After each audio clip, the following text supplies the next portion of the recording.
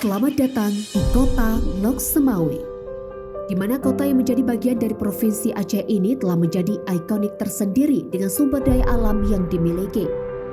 Hingga kota yang bertajuk Petrodolar ini memiliki luas wilayah 253,87 km persegi dan total kepadatan penduduk tercatat hingga 2021 sebanyak 200.900 jiwa. Kota ini terletak 4-5 derajat lintang utara dan 96-97 derajat bujur timur dengan ketinggian rata-rata 13 meter di atas permukaan laut.